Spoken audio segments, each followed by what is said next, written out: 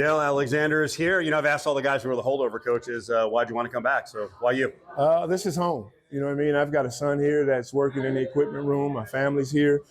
This was my first job, and I love it here. So how much of a hand did you have with a new coaching staff and saying, hey, these are the guys I want to stay around. These are the guys we want to bring in? In terms of recruiting, how much of a say do you have? It's a group effort. The great thing is that Coach Mullen is hands-on. You know what I mean? He's going to watch every player in detail when it comes to the evaluation.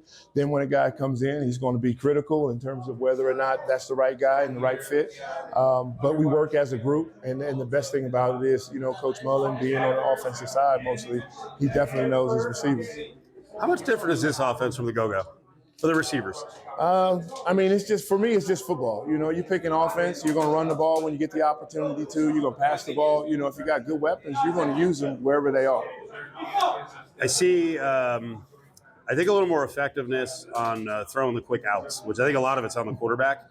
Are you liking what you're seeing in terms of the connections and your receiver's job? Yeah.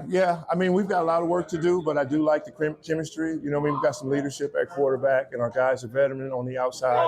So it's really just important to continue to work, be consistent, and then, like you say, if there's some familiarity with the position and the quarterback, then we should have success. Dale Alexander with Cofield Company.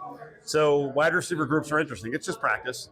But how close do you feel like you're formulating some pretty good combos in terms of, three wide receivers out there together? I'd like to be able to say I'm a long way from that, because we have an older group and because, you're going to play with 3 or 4 wide receivers. I think these guys, to be fair, they need to be evaluated through camp and giving everybody the same fair chance.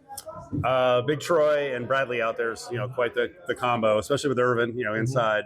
I wanted to talk about Bradley because last year he had, kind of an up and down year. He had his moments, contributed on special teams. Like, what's the next step for him in terms of keeping it together, being mature, and being consistent? It's just day to day. It's a day-to-day focus. It's a day-to-day routine and habits, and that's what we talk about. What did you do when you woke up this morning? What decision did you make as far as what kind of day you were going to have? If you put a lot of good days together, you're going to have a good game, a good practice. Success will follow. What is the next step for a guy like Irvin? Kind of going into a big role here. I don't think he's going to be Jacob, but he's got certain capabilities that he can get close. Yeah, no, he's smart. He's talented. I think the best thing is that he can play a bunch of different positions. But he's the glue to a lot of the guys. He's going to communicate. He's going to get lined up anywhere. And he's going to make a play. He'll surprise a lot of people. Kayden McGee's back. We saw him on a real flash play last year on a 55-yard touchdown. Why did you want him around? And for me, what I've seen is, aside from the speed, hands. He's a good hands guy. Yeah. You always want to have good young guys. In the portal time, it's always important to have good high schoolers. I think we have a good mix of high school and old guys. We're going to continue to recruit high school guys. But Kayden's one of those guys. He's young. He's in the second semester. He's already made some big plays. And the sky's the limit. The first half, he's inside, he's outside, he's boundary, he's field. He's all over the place.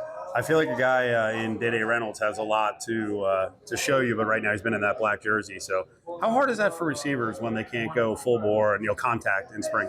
Yeah, I think most of spring is about being healthy, so it's not necessarily the contact part of it. It's really just staying in shape and staying locked into your assignments because you are missing reps. There are some physical plays that you want to keep him away from. But for him, to his credit, even wearing the jersey and attacking balls and being physical when he can, he's done a great job. How big was the experience taking over the program for a couple of weeks? And, I don't know that you have to rein it in because you were the head coach for a while, but what does that do for you as a coach? It just gives me a lot of confidence. It gives me a lot of confidence that, the things that I say in my room to the wide receivers that I was able to share to the team, I didn't have to change much, and to see those guys and how happy and proud they were to be successful here from all of the result, all the hard works. That's big time, that's all you can ask for as a coach is to lead the young men and have success doing it. We always talk about iron sharpening iron, and the wide receivers against these D-backs. It's a bigger group than I remember. It looks like a deeper group, and I know you mentioned earlier, very chirpy. So what does that do for you guys in terms of keeping it together, making sure you're focused? Well, it's good because, with all the chatter, it helps us keep our focus because on offense you have to be detailed. You have to be dialed in and listening. On defense, if a defensive lineman makes a great play, then the cornerback's going to say he did it. So it's different But again, those guys are good. They have a good group over there, and they challenge us every snap. Last one, it looks like we're talking to Dale Alexander. It looks like Barry Odom, Dan Mullen's pretty much a delegator. Didn't really get in anyone's hair that much, or am I missing something? I haven't seen him really, ride up on players, move into positional groups, kind of overseeing everything. Though both of those guys are great coaches. You know what I mean? Coach Mullen obviously winning a national championship and having the success that he's had.